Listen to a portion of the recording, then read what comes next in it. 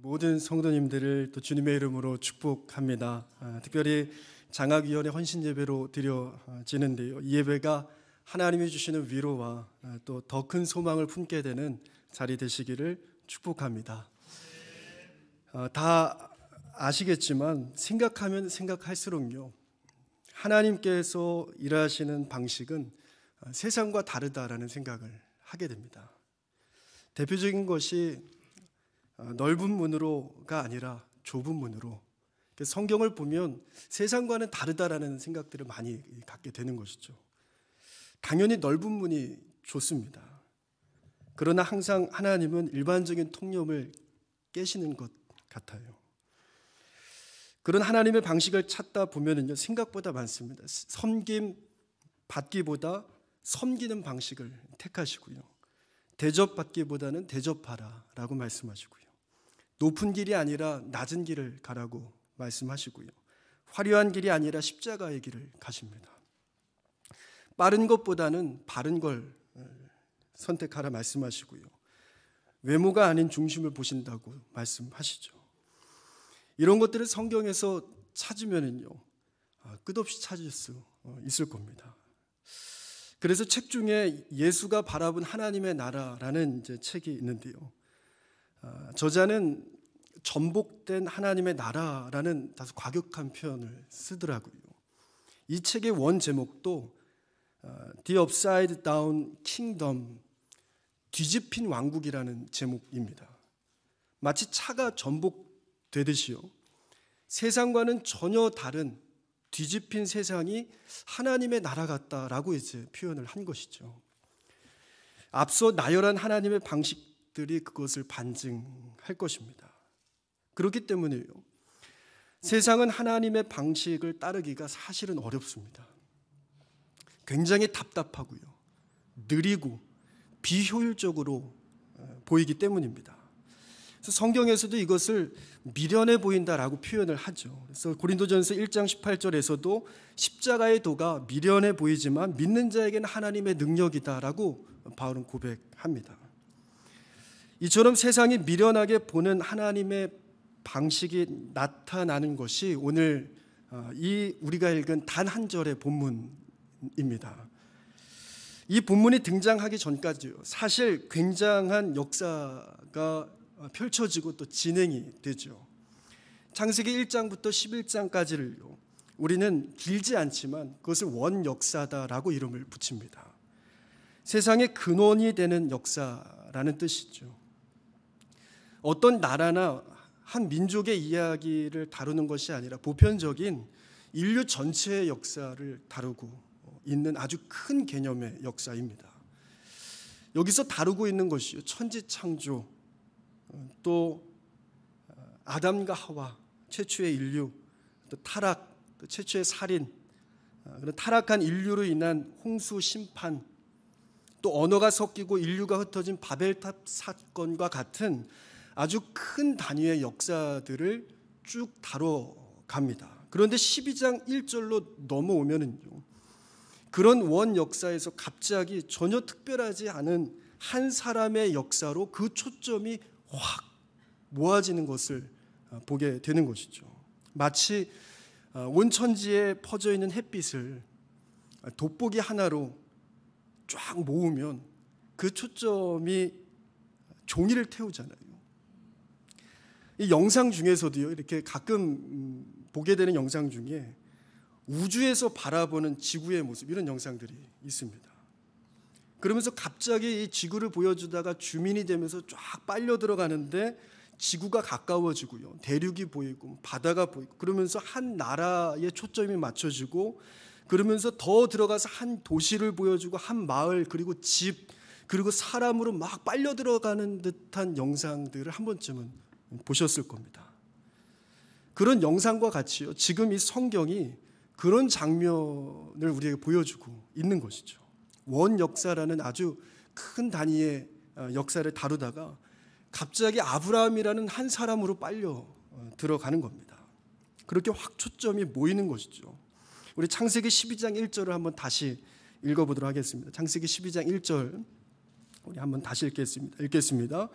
여호와께서 아브라함에게 이르시되 너는 너의 고향과 친척과 아버지의 집을 떠나 내가 내게 보여줄 땅으로 가라. 아멘.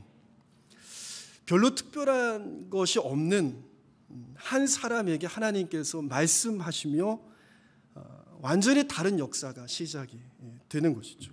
하나님께서 한 사람 아브라함을 통해 일하시고요, 그를 복의 근원이 되게 하셔서 하늘의 별과 같이 또 바다의 모래와 같이 믿음의 세대를 일으킬 계획을 시작하십니다. 사실 세상이 볼 때는요, 가장 느리고 답답한 방식을 선택하신 겁니다. 사실 처음부터 하나님께서 이렇게 하셨던 것은 아닙니다. 처음에 타락한 세상을 새롭게 하기 위해서 홍수라는 방식을 택하시잖아요. 타락한 세상을 바라보며 한탄하시고 사람 지으신 것을 후회하십니다. 그리고 이 땅을 새롭게 할 방법으로 홍수를 선택하시고 심판하셔서 인류를 새롭게 다시 시작하시죠. 그런데 무지개를 통해 약속하십니다. 다시는 홍수와 같은 방식으로 이 땅을 새롭게 하지 않겠다라고 분명하게 약속을 하시는 거죠. 그리고 나서 선택하신 방법이 아브라함이라는 한 사람을 선택해서 그 사람을 통해 하나님의 역사를 또 이 땅을 새롭게 하는 일들을 시작하신 겁니다. 이 홍수 사건은 우리에게 큰 사실을 깨닫게 하는데요, 때로는 하나님께서 아무리 이 방식을 택하셨다 할지라도 또 바꾸시면 어떡하지라는 마음이 들 수 있잖아요. 시간이 지나서 역시 한 사람은 쉽지 않아. 아담과 하와도 쉽지 않았는데 역시 아브라함도 또 이스라엘 민족도 어려워. 이건 비효율적이야. 답답한 방법이야. 다시 홍수 같은 방법이 편하겠어. 그렇게 하지 않으시겠다고 아주 못을 박은 것이죠. 이미 약속하셨고요, 결정하신 겁니다. 지금도 하나님의 방식은 변함이 없고 앞으로도 바뀌지 않음을 우리는 이 무지개를 통해, 홍수 사건을 통해 분명하게 확인할 수 있는 겁니다. 예수님께서도요, 동일한 방식을 선택하셨고요, 하나님의 뜻을 붙들고 사셨습니다. 예수님은 무리 또는 군중에게 주목하지 않으시죠. 사실 무리를 가지고 뭔가를 한다면 더 쉬울 수도 있습니다. 더 많은 사람, 더 많은 단위를 가지고 일을 한다 그러면 훨씬 쉬울 수도 있죠. 그런데 역시나 세상이 볼 때 가장 느리고 답답해 보이는 그 어려운 길을 또 가십니다. 사람들에게 주목받지 못하던 어부, 세리 등 12명의 제자를 부르시고요, 제자를 훈련시켜 세상을 변화시킬 계획을 세우시죠. 당시 바리새인이나 이미 성경에 능통한 자들도 많았습니다. 부자와 같이 재물이 많은 사람들도 주변에 있었고요, 예수님을 따르는 무리를 어떻게 잘하면 사실 더 큰 일들을 더 빠르게 하실 수도 있었을 겁니다. 그러나 예수님은 그렇게 하지 않으셨다라는 것이죠. 그저 12명의 제자들과 3년간 먹고 자며 심지어 유다에게 배신당하는 수모를 겪으면서까지 그 방식을 포기하지 않으십니다. 예루살렘에 들어가셔서도 마찬가지이죠. 예루살렘에 들어가셔서 3년간 공생애를 통해 만들어진 어찌 보면 그런 유명세들, 정치적 입지들을 통해서 권력을 가질 수도 있으셨을 겁니다. 실제 군중들이요, 예수님께서 예루살렘에 입성할 때 종려가지 나무를 막 흔들면서요, 호산나를 막 외치잖아요. 이제 예수님께서 드디어 본격적으로 뭔가를 하려고 하시는구나, 뭔가 일이 일어나겠구나, 사람들이 굉장히 기대합니다. 사실 종려나무 가지와 또 호산나는 예수님이 오시기 전 160년 전에 마카비 혁명 때 이 예루살렘을 탈환하고 독립을 이루고 승리를 상징하면서 종려가지를 흔들었습니다. 그리고 그때 외쳤던, 그리고 그들이 지금도 예수님께 외치는 것은 우리를 구원해 주소서, 호산나인 것이죠. 어떤 기대감이 있는 겁니다. 이제 우리에게 뭔가 이루시겠구나, 높은 자리에 올라가셔서 어떤 권력을 가지고 정말 강하게 일하시겠구나, 예루살렘에 들어갈 땐 다 그런 기대가 있는 겁니다. 그런데 모두의 기대를 저버리고요, 예수님이 선택한 방식은 그저 쉼없이 십자가를 지시는 일이었습니다. 어찌 보면 왕 같은 높은 자리에서 큰 단위의 일을 하시는 것이 효과적이죠. 그러나 예수님은요, 십자가를 통해 한 사람을 변화시키는 방식을 선택하시더라라는 것이죠. 한 알의 밀알이 되어 자신의 죽음으로 누군가를 싹틔우는, 세상의 눈에서는 비효율적이고 미련해 보이는 그 방식을 결국에는 선택하시더라라는 겁니다. 사실 우리도요, 그 도전을 받게 됩니다. 세상의 방식을 따를 것인가, 하나님의 방식을 따를 것인가 하는 도전이죠. 이전에 제가 참 도전받았던 책 중에 문희곤 목사님이라는 분이 쓰신 하나님의 음성을 듣는 것은 은사가 아닙니다라는 책을 읽은 적이 있습니다. 이 책의 요지는요, 하나님의 음성은 특별한 사람만 듣는 것이 아니다라는 겁니다. 물론 간혹 하나님의 목소리를 들었다는 간증도 하고, 때로는 그런 간증으로 인해서 이거 특별한 은사구나 생각해서 나와는 거리가 있다라고 생각하는 경우도 있습니다. 그래서 하나님의 음성을 듣지 못했어요 라고 종종 실망하시는 분도 보게 됩니다. 물론 하나님께서 그렇게 특별하게 역사하시기도 하지만은, 그렇다고 해서 하나님이 꼭 특별한 사람에게만 말씀하시는 것은 아닙니다. 하나님은 우리 모두에게 말씀하시고요, 우리 모두가 하나님의 음성을 들을 수 있다라고 그 책은 말하고 있는 것이죠. 다만 그 음성을 외면하거나 또 너무 작게 들릴 뿐인 것이죠. 그렇게 하나님의 음성을 외면하는 이유는 그와 반대되는 세상의 음성이 너무 크게 들리기 때문입니다. 마치 목소리 큰 사람이 이긴다는 말처럼요, 세상의 소리는 많고 아주 큰 것이죠. 한 사람으로 어떤 일이 되겠소? 그건 비효율적인 방법이야. 너 한 사람 가지고 어떤 일도 일어나지 않아. 시도하려 하지 마. 그건 헛수고야. 라는 이런 부정적인 음성이 끊임없이 들려오고 우리를 지배합니다. 이런 세상의 음성이 우리의 발목을 잡는 것이죠. 그러니 하나님이 말씀하지 않으시는 것이 아니라 세상의 음성이 너무 커서 들리지 않거나 우리가 애써 외면할 때가 많다라는 겁니다. 그러나 우리는요, 하나님의 음성을 듣는 사람들이 되어야 할 줄로 믿습니다. 시끄러운 세상 속에서 세미한 하나님의 음성을 들어야 하는 것이죠. 그럼에도 하나님의 역사는 아브라함이라는 한 사람으로 시작되었어. 하나님의 역사는 부족하지만 나를 통해서도 일어날 거야. 작은 겨자씨가 큰 나무가 됐듯이 나는 큰 나무라는 가능성을 가진 작은 겨자씨야. 라는 그 음성을 붙드는 것이죠. 우리는 끊임없이 성경의 말씀을 근거로 들려오는 하나님의 말씀, 그 음성을 붙들고 걸어가야 합니다. 여기에 우리가 기도해야 하는 이유도 있는 것이죠. 왜냐하면 기도할 때 그 음성이 선명해지기 때문입니다. 기도를 통해 세상의 소리를 어찌 보면 음소거하는 것이죠.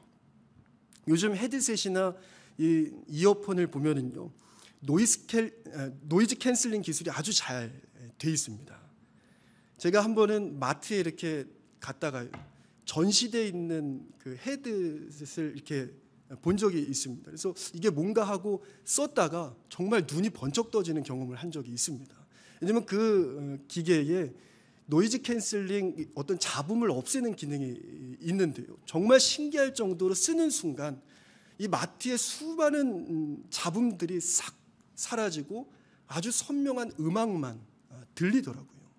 그래서 제가 정말 놀란 경험이 있는데요, 어찌 보면 기도가 마치 그런 노이즈 캔슬링과 같은 것이죠. 세상의 소음을 차단하는 시간일 것입니다.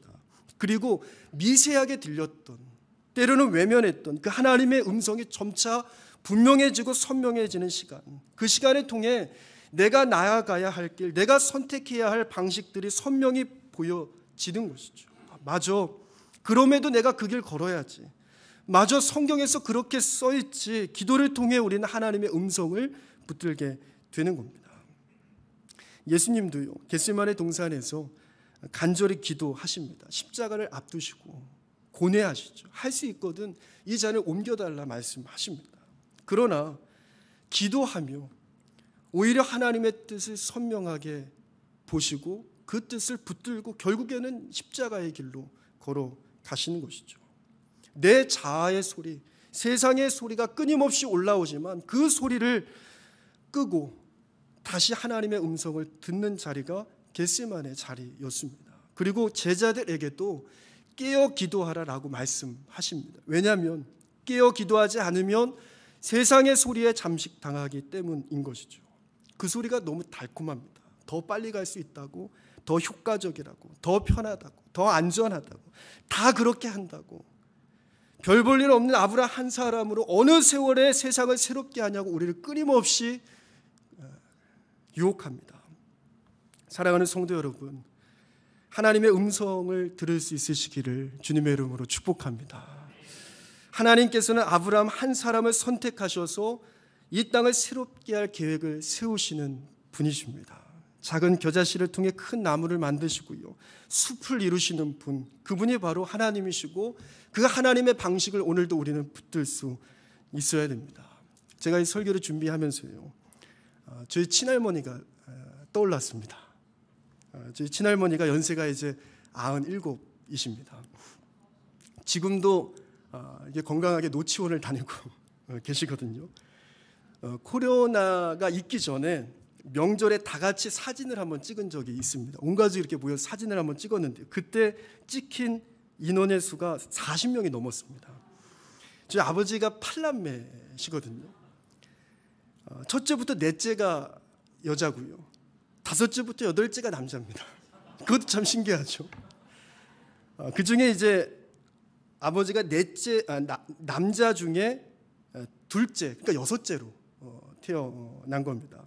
이 8남매가 결혼을 했고 또 아이를 둘씩 낳았고 또 그 위에 이제 고모 자녀들도 다 결혼을 해서 아이를 둘씩 낳고 이러다 보니까요, 다 모이니까 40명이 넘어가는 거죠. 원래 할아버지와 할머니, 지금은 할머니 혼자이시지만 신앙이 없는 분들이셨습니다. 온갖 우상을 믿으며 문제가 있을 때마다 구술하고 세상의 방법들을 다 동원하는 그런 집안이었죠. 한 번은 할아버지께서 크게 아프셨습니다. 할 수 있는 건 다 하셨다고 하시더라고요. 굿도 하셨고 온갖 무속 신앙들을 다 동원해서 할 수 있는 건 다 했는데 차도가 없는 겁니다. 그때 마을 교회에 젊은 전도사가 와가지고요, 교회 나오라고, 그럼 낫는다고. 그래서 그 주에 교회에 나가셨는데 진짜 나은 겁니다. 그래서 이제 할아버지가 8남매를 데리고 갑자기 교회가 부흥한 거죠. 10명이 그냥 이제 새신자가 등록을 했으니까요. 그렇게 처음 신앙을 갖게 되고요, 그 사진에 있는 40여 명의 모든 가족들이 다 교회를 다니고 신앙을 가지고 있습니다. 할머니께서는 허리가 굽으시고 아주 작은 체형이시지만 지금은 또 혼자 되셨지만 그 사진을 꽉 채운 사람들이 할머니 한 사람에게서 시작되었다라는 것, 그 믿음이 거기서 시작되었다라는 생각에 가슴이 뜨거워지더라고요. 마치 작은 겨자씨 안에 얼마나 큰 나무가 있는지 우리는 알지 못하는 것처럼요, 한 사람이 하나님의 사람으로 세워진다라는 것은요, 감히 우리가 상상할 수 없는 하나님의 놀라운 계획이 숨어 있음을 우리는 놓치지 말아야 하는 것이죠. 어떤 세상의 기준이나 계산기나 어떤 효율을 가지고 결코 말할 수 없는 일이다라는 생각을 하게 됩니다. 그리고 하나님은 오늘도 우리에게 말씀하십니다. 너 한 사람이면 충분해.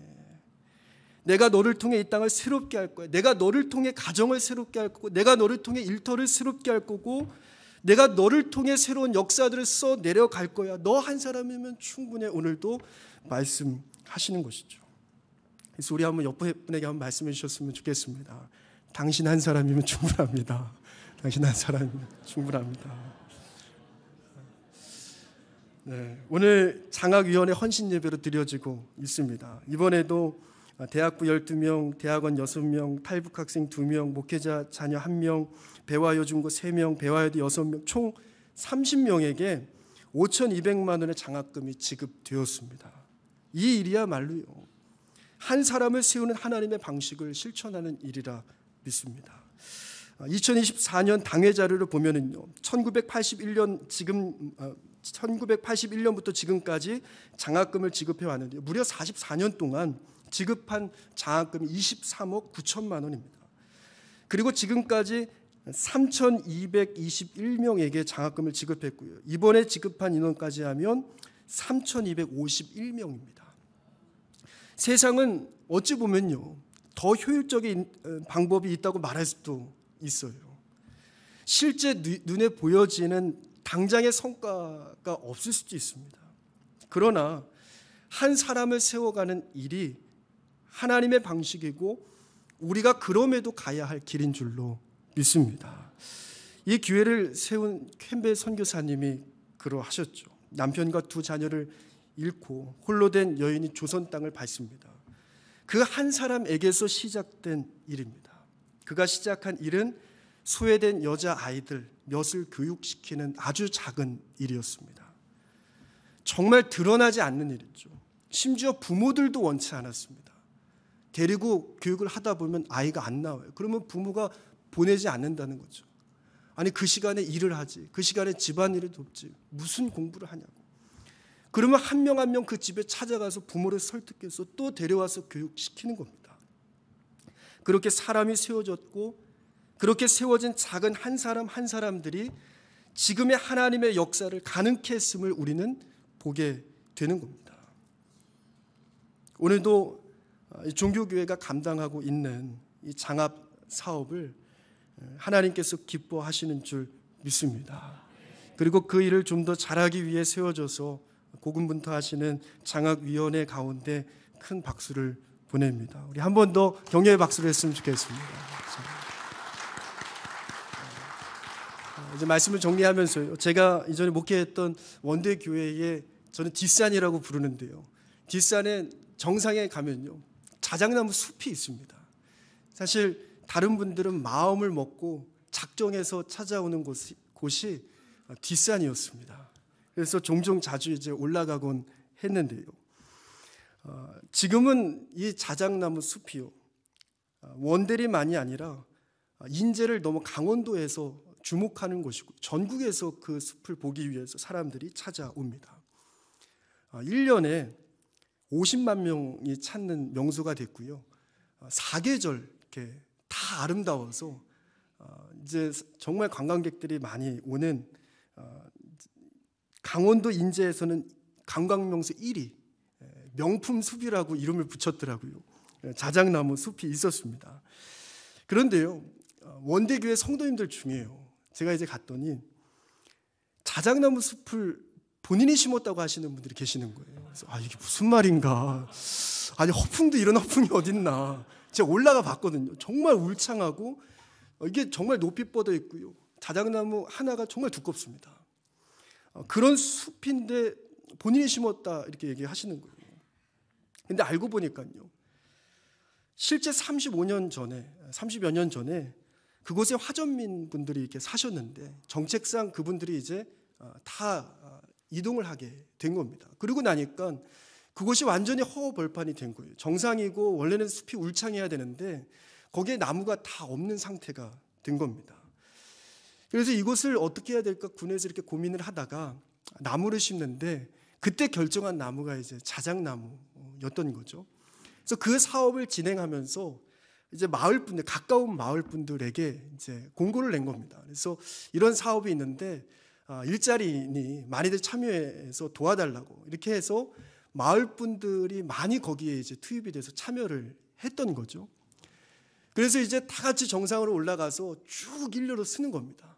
그래서 묘목을 나눠주면 앞으로 조금씩 한 걸음 걸어가면서 그 묘목 심고 또 가서 심고 하면서 전체가 그 숲을 이제 읽어 가는 거죠. 들어보니까요, 한 20cm 정도 되는 아주 앙상한 별것 없는 가지입니다. 그걸 그냥 이제 쭉 심은 거예요. 심으면서도 이걸 왜 심는 거야? 이러면서 이 자작나무를 어디다 쓰지? 이러면서 그냥 이제 심은 거죠. 그러고 나서 다 잊어버린 겁니다.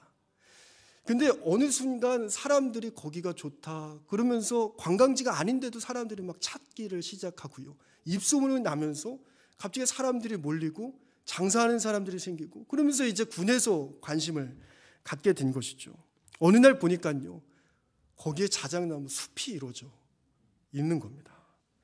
그러니까 그분들은 자랑스러운 거예요. 내가 심은 곳, 내가 만든 숲, 이런 생각들이 있으신 거더라고요. 그냥 숲이 아니라 지금은 명품 숲이 돼서 최고의 관광지로 자리를 잡은 겁니다. 화전민이 떠난 벌거숭이였던 땅이에요. 심은 작은 묘목이 숲을 이루는 것. 어찌 보면 시간이 걸릴지라도 하나님의 방식이 마치 이와 같다라는 생각을 하게 됩니다. 한 사람의 영향력이 결코 작지 않다라는 것이죠.